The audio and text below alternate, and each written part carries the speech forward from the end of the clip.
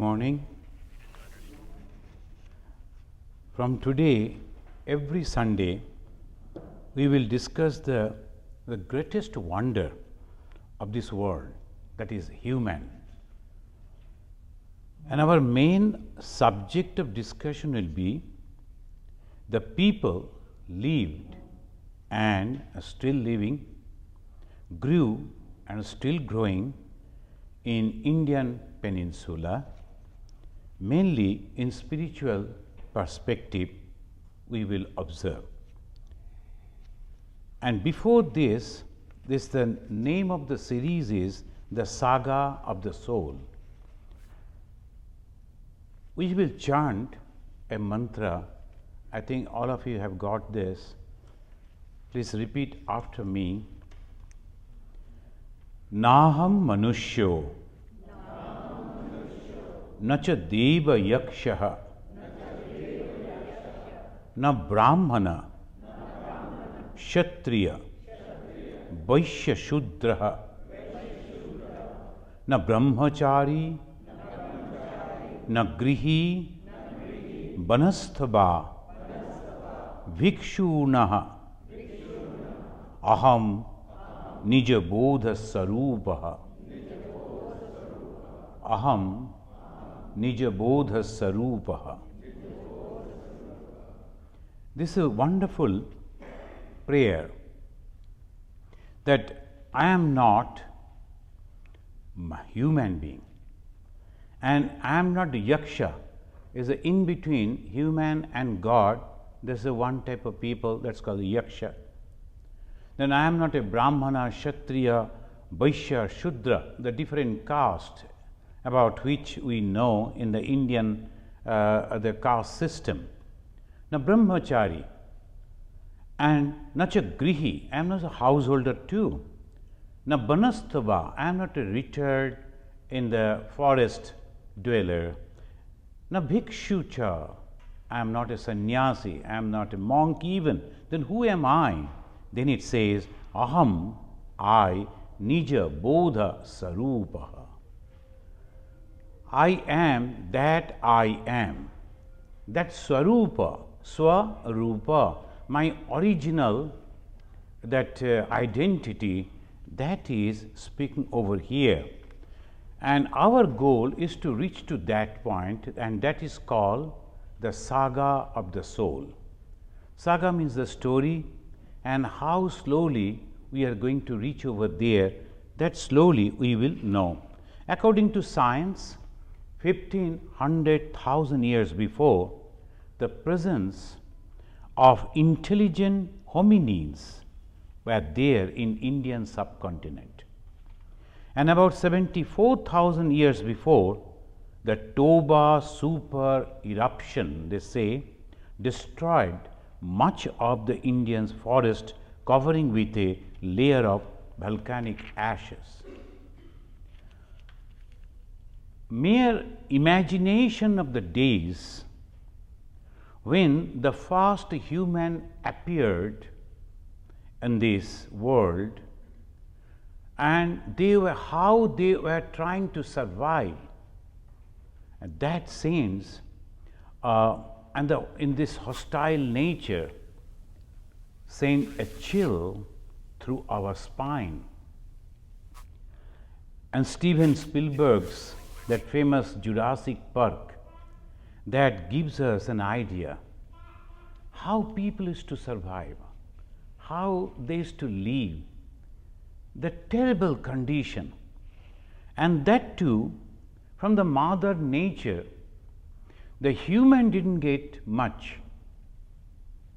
Comparing with the other animals and birds, they got the huge body, powerful body to fight against the nature to survive, and the strong jaws and paws to survive, the wings to survive. But the human, they were not having anything. How they survived? The power of education, that is the wonderful thing. The human survived with the power of education. The nature has given a wonderful gift to human, and that is his brain, his head. And from that only, utilizing that, the human not only survived in that hostile nature, but also conquered the nature. Now the whole nature at the mercy of the human hands. The human can destroy it, human can keep it. Each and everything in the mercy of the human. Why? Because of the brain. And that brain they utilized and developed an education. And what is that education? To me, education is the combination of 5 actions. Education, the combination of 5 actions. First is observation, and then discrimination, then utilization, preservation, transmission. These are the 5 actions in total education. We can imagine the primitive man looking at the nature, 2 big trees, the branches of a tree rubbing together and creating fire. And he is afraid. He is not understanding what to do. But slowly he is observing whether this fire can help me. He is observing that, and then an observation is not seeing. Observation is totally a different way of looking at things. The pros and cons, the reason, and all that way he is coming out with a conclusion, and that is called, after the observation, along with observation, discrimination. This discrimination is very, very important. And that's why in the human nature always they inspire us that wherever you are going, whatever you are seeing, you must observe it. It's better not to comment. Ma Sarada Manish Devi, she told much afterwards, wherever you live, particularly the ladies she was talking with, wherever you live, you must know the all around people who are there, what they are doing, what is there, everything you must know, but you should not comment. So observing things and understanding things and keeping it within, that is called observation, discrimination. And with this discrimination naturally comes utilization. When I am observing something, and after the discrimination, vichara, I came to know that this is a good thing. It can be utilized, and I am utilizing. And that's why slowly, slowly, all the discoveries, and fire is the greatest discovery that the human soul could do. And after that discovery, they are only marching forward, they never turn back. So that the discoveries, and after the utilization, this is very important, preservation. And many other animals, they will be going, observing, and then utilizing, and then they forget. And very few only goes back and transmits that. So after this knowledge, it is after utilization, preservation. And after the preservation comes transmission to the next generation. And these total 5 actions are called education. And this education is the power. I went to some university over here. I was talking with the students, and I asked them, where from education comes? Knowledge, where from it comes? And jokingly they were telling, from our professors. And where from the professors got? From the library perhaps. They frequently go to the libraries. And from the library, all those library books, where from they got that knowledge? Don't know. It is coming from the nature. Whatever that we learn from nature. We are harnessing it and discovering the truths, and wonderful thing that we are learning each and everything from the nature. You know, when you were very young, we used to read that a man, he was sitting under a tree, then one apple fell down and he started thinking. He utilized his brain, a law of gravitation was discovered. Apple used to fall before him, after him, but still that man, it struck. Why it is not going up? Why it is coming down? It was already in the nature. Swami Vivekananda is telling, then suppose this law of gravitation was not discovered, do you think it was not there? It was there. And suppose everyone forgets about the law of gravitation, it will be there. So all these are already there in the nature. And similarly, afterwards, much afterwards, we will come to that slowly. These Hindus, they started worshipping the nature in a wonderful way, and they gave the name Mother. Why? The mother conception afterwards came, and they understood this is the lady who is protecting us, giving us birth, and then sustaining and protecting and helping us to grow and survive. So the highest respect they gave to the mother. And to the nature mother, they said Ma Kali. So we do not understand the symbolism of Hinduism. The most of the time we misunderstand. So whenever we see the goddess Kali, we are afraid. And some say it is the goddess of death. No, the goddess of life is the knowledge. All the human skulls that the girl and she is putting on, she has not killed anyone. If a lady is killing people and then putting a garland of their skulls and wearing it, can we call her mother? Can we worship her as a divine mother?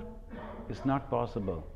So obviously, all that is the symbol. And what is the symbol?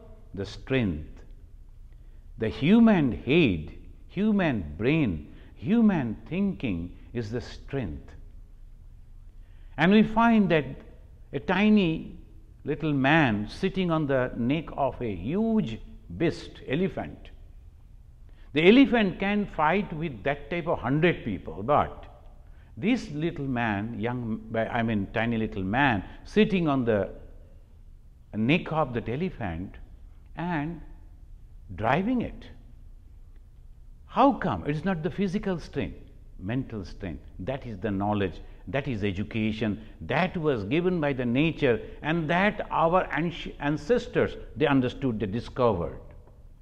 So this is the main thing, and we have to develop it. We have to understand. We have to discover each and everything from the nature. All the sources, resources are in the nature. So that way they developed. Along with education, they also needed, that is inspiration. We have the capacity to understand, but unless and until a person is inspired, he cannot do anything. The inspiration is very, very important. Friends, you must have read that poem long back in our schools. We used to study in that. There they said, when there was a war and one group they were defeated, then the king who won, he told those trumpeters, you must catch them first and punish them. And the trumpeters came and told, sir, we have not fought. We are only blowing our trumpets and nothing else. I was just beating the trumpets and nothing else. We are musicians, which is because of your music, all these people got inspiration to fight. So that is why someone at the back constantly inspiring, you can do it, you can do it, you can do it. And that inspiration is necessary. And that also, long back in India, some of the people, they understood it. And they developed a wonderful word, Charaiveti, Charaiveti. And they used to sing, it became almost a song, each and every one used to repeat again and again. Charaibeti, Charaibeti. March on and on and on. Do not stop. Whatever comes in your life, don't stop. Move on. Life has to live. This is the two English words that you always find. One is survival, another is living. Surviving, living. All these trees and plants and hills, everything is surviving. Thousands of years they are surviving. Himalaya, the great hills, all surviving. The human, they take, their life is very small, maximum 100 years. But they are living. Why? Constantly they are thinking and progressing. Swami Vivekananda is one of his lecture, he is giving the example. On a train is moving on the rail, and one small little ant was on the rail, and suddenly it found and understood that something is coming and his life is in danger. It just moved out. Who is great? That huge, gigantic machine or the tiny little ant? That ant means that is having the capacity to understand, to think. That is the human being. So friends, we will be in our classes slowly make the progress how this human being going forward and forward, and they call it in Aitreya Brahmana, they said this: Charan vai madhu bindati, charan stabu mudam baram, suryasya pasya sri mananam o na tandrate charan, tandrayate charan, charaibeti, charaibeti, yo na tandrayate charan, charaibeti, charaibeti. This charaibeti became a slogan, and it says, O ye, observe the honeybee, always active. Birds collect the food by constant movement. The sun draws respect for his constant work. Therefore, one should be continuously move forward.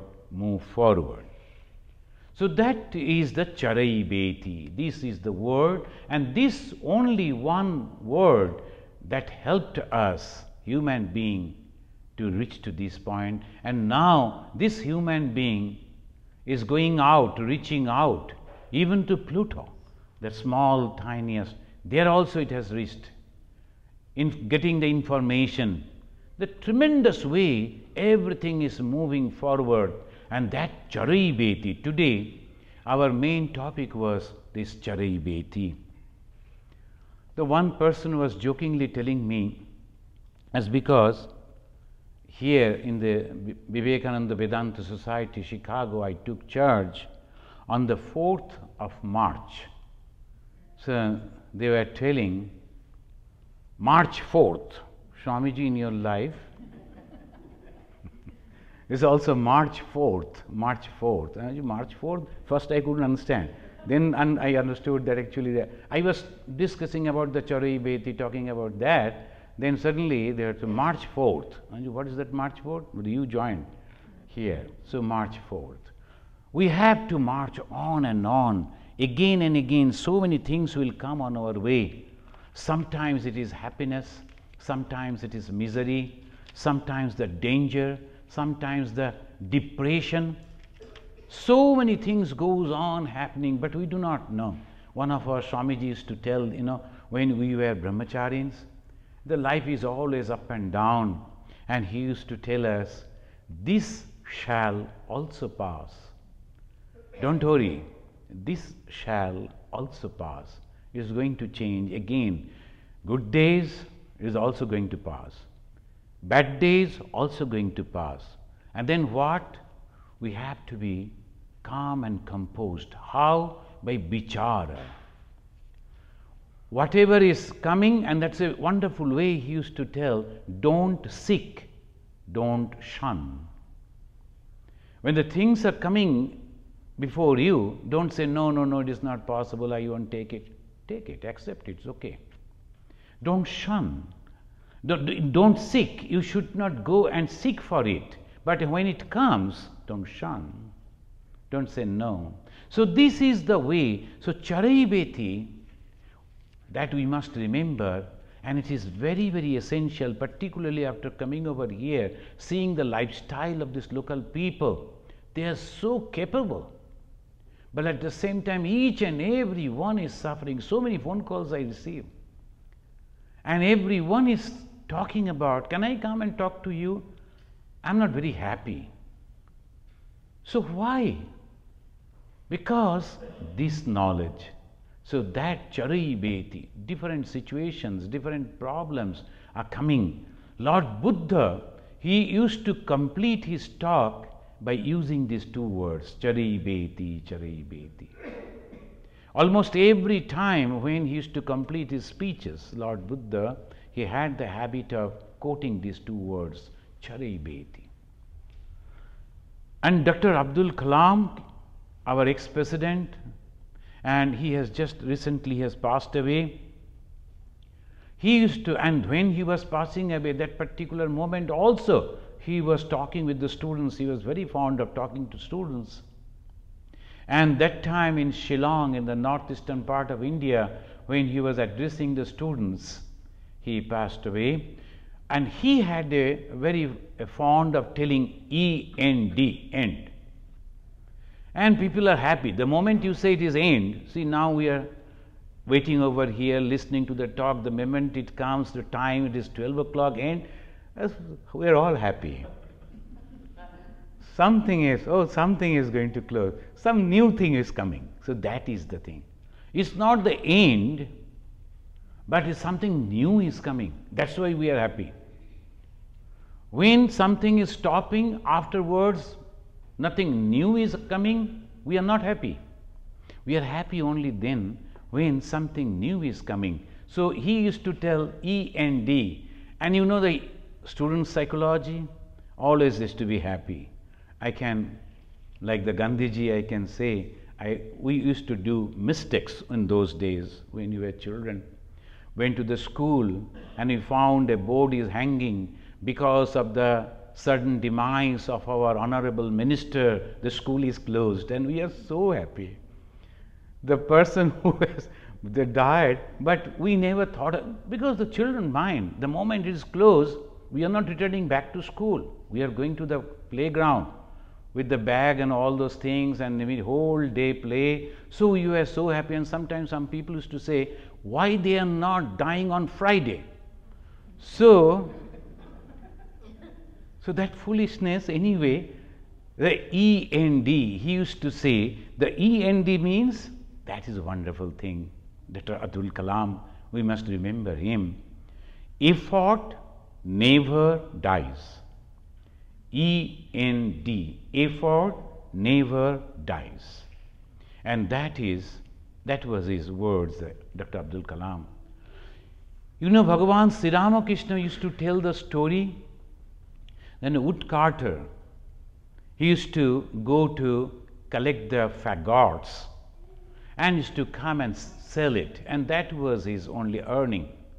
Then one brahmachari came, as a monk, a dedicated person.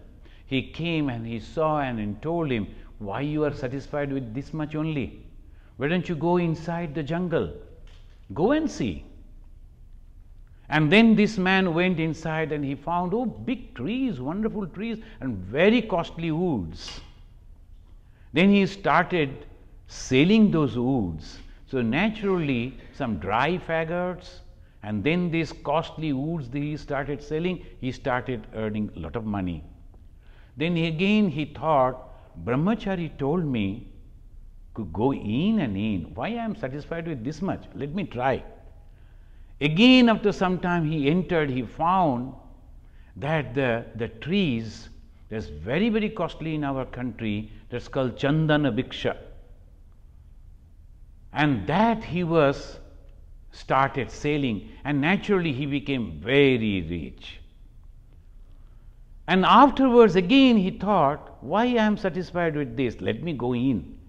And he went and he found that so much of deposit of gold and silver and many other things, and he started going in and collecting, and he became fabulously rich.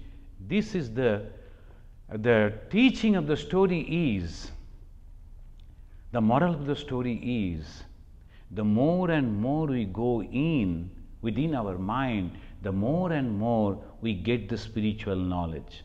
The more we are going to deep into our study, the more better we are becoming, more respect we are getting. So this is the main thing. But at the same time, we must have to understand that we must be practical too.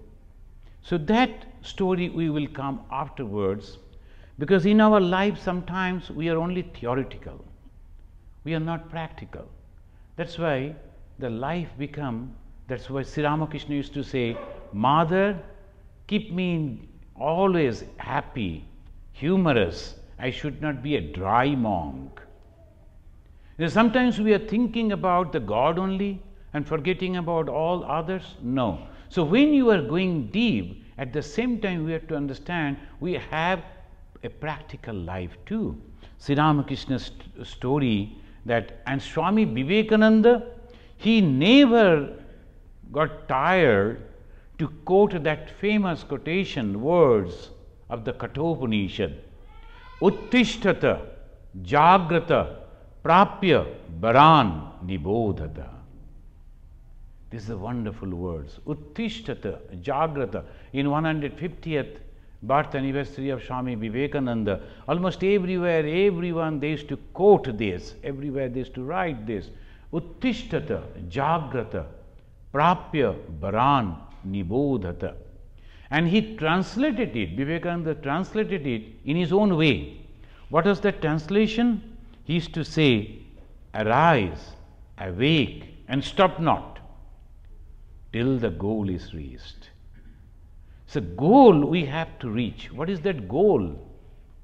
So that is again the goal. The long back in the Indian subcontinent, this few thoughtful person discovered the goal.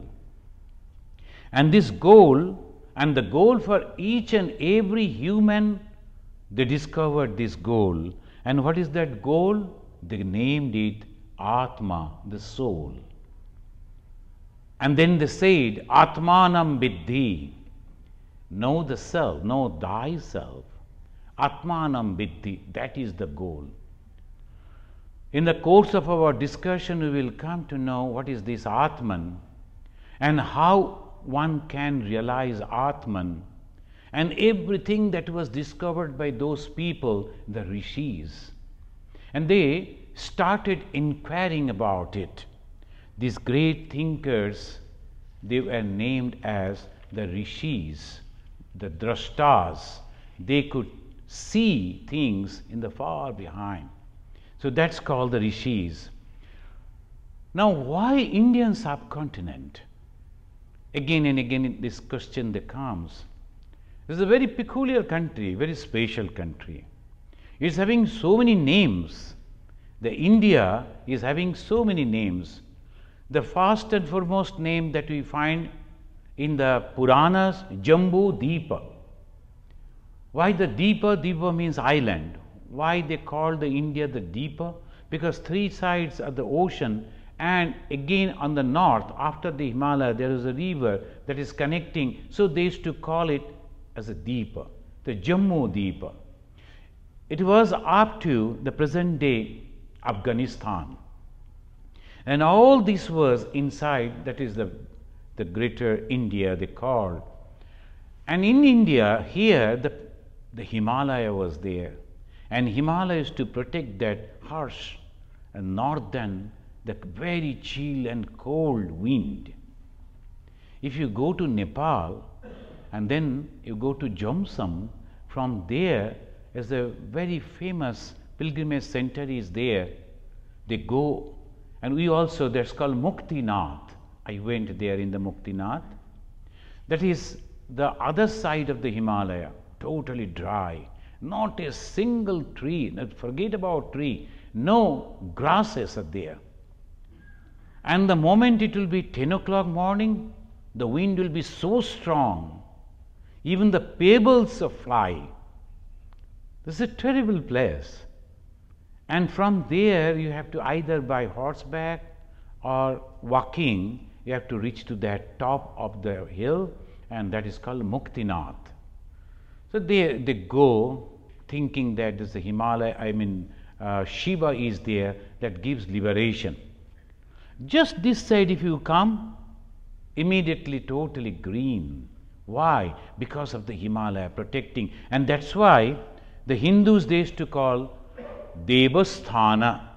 They considered the Himalaya as a very holy place, the place where only the devas, the gods are residing. So this Devasthana, this Himalaya protecting us, and at the same time the 7 great readers coming down and fertilizing almost the whole nook and corner of the great country. And the first name was Jambudipa, then it became Bharatvarsha. Why Bharatvarsha? Because of the illustrious king Bharata, the son of Shatrughna and Shakuntala, Dushmanta and Shakuntala. He was a very powerful king, and from his name the Bharatvarsha.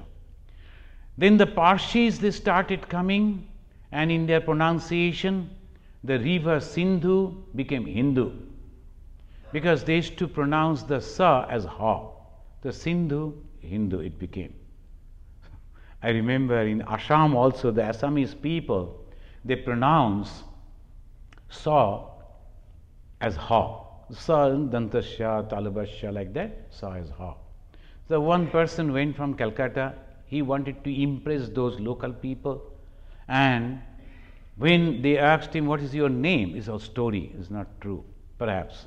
I heard it. And then he told, Hi Hi Ha Ha. So Hi Hi Ha Ha, what type of name is this? No, this is in your language, I am talking in your language. You need not to speak in our language. In your language, what is it? Shishir Shaha. The Shishir, the Shah became Ha, so Hi Hi Ha. So like that the fun it goes. And these people, the Parsis, they used to come, and perhaps in the same way they used to pronounce Sindhu river as a Hindu. The most of the river now in the Pakistan area, the Sindhu, but still a portion is there in Kashmir. And that is also there. I went to that Sindhu. I touched that river because it's a great river and is connected with our culture. This Sindhu, and its name became Hindustan.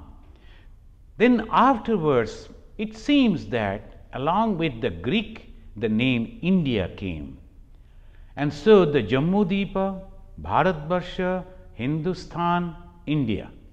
So all these names, and now they say it's a one country having 2 official names. What is that official name? They say India, that is Bharat, in our constitution, Indian constitution. I have come only not even 3 years, so constantly that's coming, our country, my country, like that. So, and after a few years I will say, now this is our country, that country. So this India, it became the 2 names, and there in this country, the people still at the time of taking birth, they will be chanting Gange cha Yamuna chaiva Godavari Saraswati Narmade Sindhu Kaveri Jalasmin Sannidham Kuru. So when we birth, now here it's all shower, and in our country there's all, you have to take a bucket full of water, and then you have to take water and pour from the mug.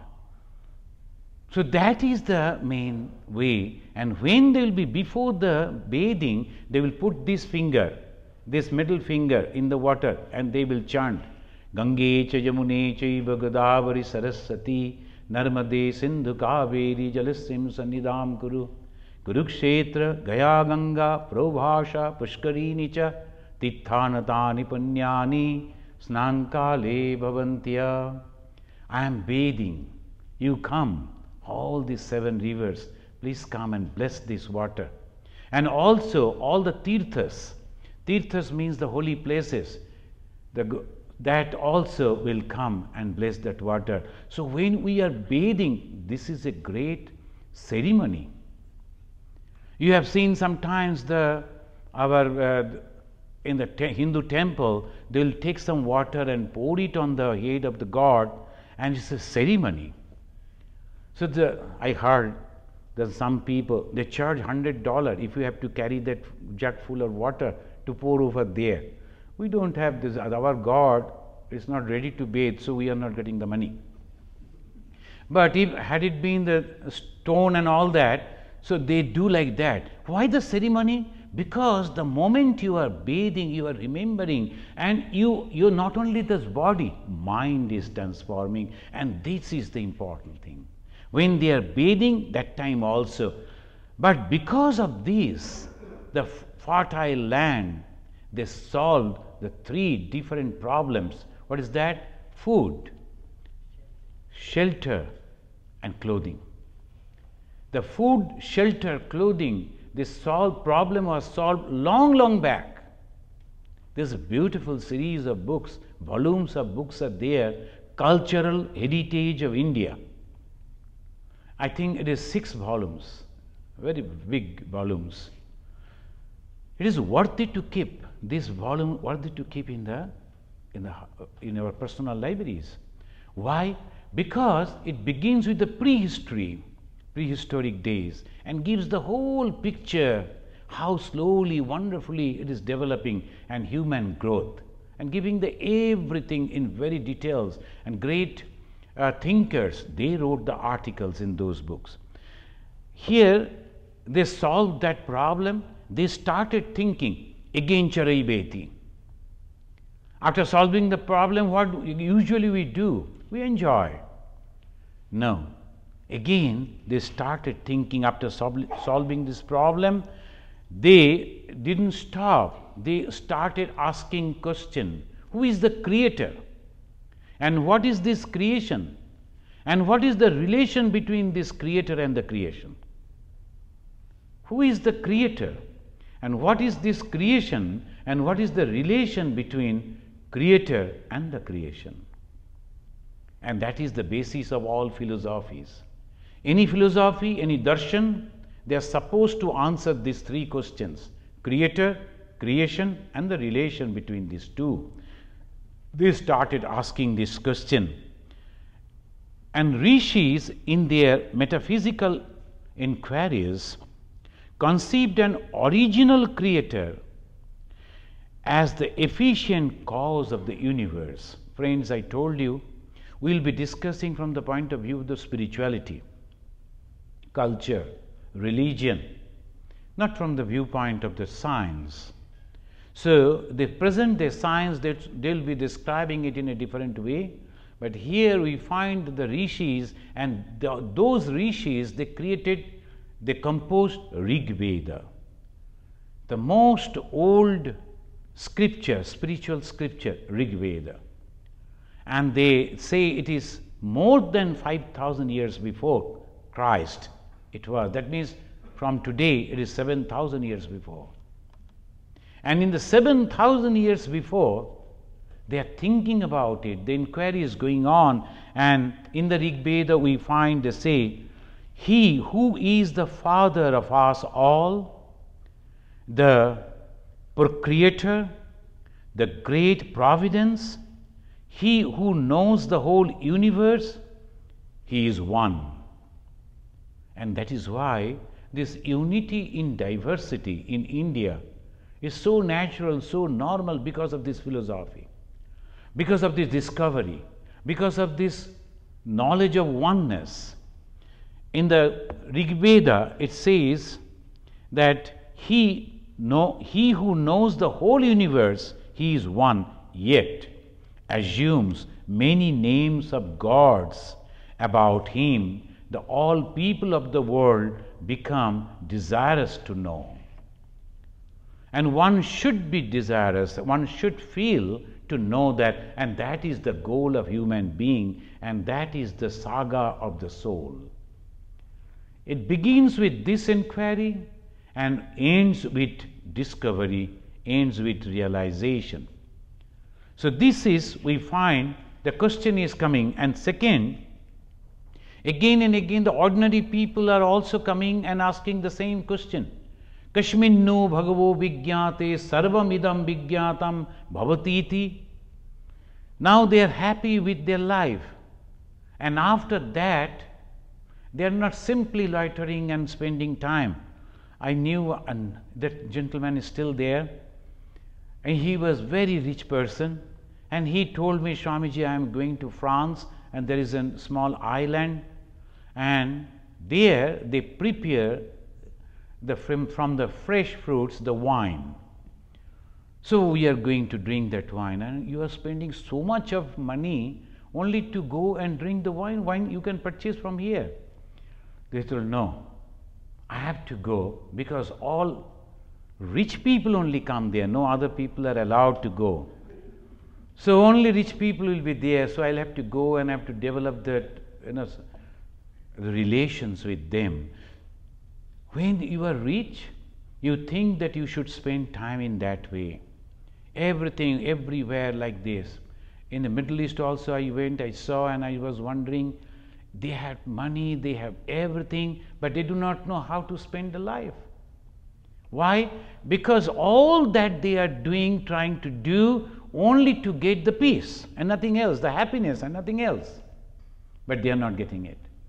When they are reaching over the excitement that he will go and he is texting, are you also coming? And all these things are there. When you get down, some of the people, they are helping you to get comfortable, and you are thinking that you are somebody. You are thinking. All around you, people may not. Even the person who is serving you the tea may think, oh, see, look at this man, such a fool. But you are thinking that everybody is respecting you. No, not like that. So this is the knowledge they discovered, and then they are asking that you should be desirous to know this Atman who is one, and he is the creator, one creator. He has created so many varieties, and these different varieties, Bhagavan Sri Ramakrishna, only recently, just 200 years before, once again he rediscovered those things in his own life, and again he has spreaded this knowledge that whom you call Brahman, I call as Mother Kali. So he was differentiating. There was the discussions for hundreds and thousands of years whether the God is with form or without form. He solved that. Then the God who is all pervading, at the same time, can God be personal? He is solving that. And the different names of God and different paths, so-called religious paths, that is he has also practiced. And then he said all paths are leading to the same goal. And in this Rig Veda also they say the same God, the same Brahman, the same creator, but people call him in different names. Ekam Sat, Vipra, Bahudha Vadanti. The Sat is one, the creator is one, but the Vipras, the thinking people, they are only calling, giving different names, and that's all. Again we find in the same Rig Veda, it's going on, inquiry is going on, and they are now coming down to that conclusion. At the time of creation, look at it, how things are proceeding. At the time of creation, what was his basis? The first they said, he is the creator.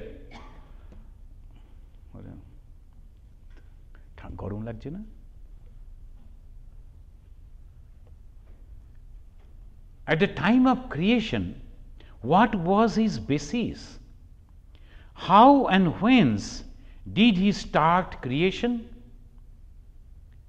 The great Vishwakarma, they gave the name Vishwakarma. Vishwa means everything. When we call world, that is only this much that we see. The moment we use the word Vishwa, that Vishwa means each and everything that we have already discovered and still we could not discover. Everything comes under the word, the Vishwa, the karma, that means the creator who has worked over that. That's called Vishwakarma, the seer of all. At the time of creation, what was his basis? How and whence did he start the creation? How and whence did he start the creation? The great Vishwakarma, the seer of all, they are giving the name Vishwakarma, the seer of all. That means when we are creating, suppose I am creating something, I know everything about that when I am creating. So the person, the seer of all means he knows everything. How could he extend the sky above and the earth below? When we are reading this, when you are hearing this, it's a wonderful way they are inquiring. Everything they like to know. The sky, how he put the sky, how he put the earth, and how he spreaded this. Now the present day educated people, they will be thinking, oh, there's all these questions are just like the children's asking the question. But see how they were thinking then. They are telling his eyes are everywhere, his face is everywhere, and he is of all hands and all feet. That this great discovery, when the God is creating out of what? The question is coming again. The out of what he is creating? Because in those days forest was there, and in the forest the woods were there. The most of the buildings and everything, almost everything that was made of wood. Even I was reading the history of the Chicago, the most of the roads were made of woods. Here also. And the buildings were made of woods. So the great Chicago fire, the burned down, because of that was the wood. Everything was made of wood because forest. So obviously in those days they are talking about that.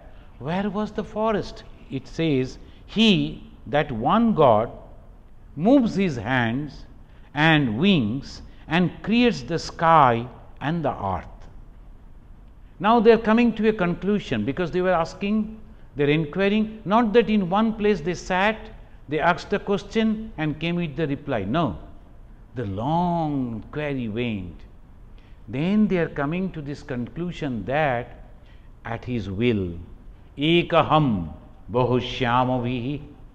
Afterwards, in the same that Veda, we find this word eka aham. Aham, I am only one. I like to be many. Only he thought, the moment he thought, immediately all creation began. So the thinking is coming in that way. So I am reading this passage because we will try to understand afterwards that how they are coming into conclusion. And then the more and more and more they grew in it, the excellent way, the bichara, the discrimination, the pros and cons, everything they analyzed. So when we will be reading those books, those chapters, we will come to know. Here only the first generation rishis, they are asking this question, and then they are coming into this conclusion. He must have moved his hand like this and created the sky and created the earth. That means with his will he created. Then again, after saying that, he is asking, see that he is in a dilemma, we can understand by reading this. What was that forest? What was that tree? That means the material out of which he has manufactured the earth and the sky. So when we listen to this question, it seems, just very, very primitive type of questions. But we must appreciate, in those days they were inquiring and they were trying to find out the answer. And before them, what was there? Nothing but the nature. So they are again and again examining the nature. Usually we construct, we build from the wood. So naturally it seems the God has also created, but where was the forest? Where was those trees out of which he has created these? And then they are asking that I have not come to any conclusion. O wise ones, he is asking the people, inquire into these in your mind. O wise ones, inquire into these in your mind and realize on what basis he created the universe. Now the Rishi of the Rig Veda, he is not giving the conclusion, he is only inquiring. And he is inspiring others also to go to this and to come out with the answer. And he used the word realization. O wise ones, inquire into these in your mind, because of the externally outside we won't find it. So that say afterwards in the different Upanishads it will be telling Pariksha lokan karmachitan brahmana nirvedamaya akrita kritena. They already examined the external world and they have found out, no, it cannot be. But everything is mixture of the 5 elements. And naturally, anything that is composed of different things are going to be destroyed. Anything that we see, we put our hand on, everything is nothing but the composition of 5 elements. So that they have already done and that they will be doing. So they are inspiring, O wise ones, inquire into these in your mind. They are not asking in the externally, because we have already completed that. Don't waste your time. We have already done with that. So you better concentrate and go deep into your mind. In the Kathopanishad again we find they are giving the expression in this way, Kaschid dhira pratyag atmanam aikshat abritta chakshu amritattamichan. So the journey, the chariveti, the moving on, the marching forward is going on, and we find that this whole world they have examined, and they were wondering, though there are many different names of gods, G small, G is not capital, small. So all these are gods. Why gods? Because they are helping us. So that is also, that conception is coming, that anything that is helping me, I must be grateful. So I told you the story, that incident that happened in Andaman, in that first day of that millennium, when we were over there, the CNN group, they asked me the question, why you are worshipping the sun? The worshipping means we worship the sun because it is a just expression of gratitude. Because of the sun we are all surviving. Each and everything is surviving because of the sun. So the Hindus are grateful people. So this is our gratefulness. We are giving the respect to that sun. We know it is a star only and nothing else, but as God. And similarly, here also it says, the small God, I mean the gods means when you see the trees and we realize, we discriminate, we understand, the tree is helping us, the nature is helping us, the rivers are helping us, everything. So the gods, the one God created all these, and he has taken many names and forms of different gods. And then he is asking us, O wise ones, inquire into these in your mind. Each and every soul, they should think, and that's why Swami Vivekananda said, you have to be original. Each and every one of you should be original. So that is the great word. Why? Somebody said something, why should we have to believe it? Why not I myself find out the truth?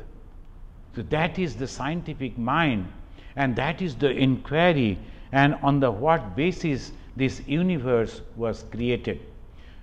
Thank you, friends, for hearing patiently. In the next class, we will be discussing, and the topic will be the search for the root. We are not merely this body-mind complex, we are divine. So that root, the actual original root, that we must go to, and we must know how this people whom we called as rishis, they discovered this root, and they told that you are the children of immortal bliss. Amritasya putraha. Putra means children. So you are the children of immortal bliss. That's a great word. And the moment we understand that, all these little things that goes away. We are thinking about small things. We are fighting for small things. A little name, little fame, little appreciation, little criticism are totally breaking us. All these things will go. And that is the speciality and the uniqueness of studying scripture. So next class we will discuss about the search for the root, how they discovered the Atman. Let us once again recite this poem and conclude. Now we have come to E and D. Are you not happy? So we will chant from here. Naham manushyo nacha devayaksha na brahmana kshatriya vaishya shudra na brahmachari na grihi vanasthava bhikshur na cha aham nija bodha sarupah aham nija bodha sarupah.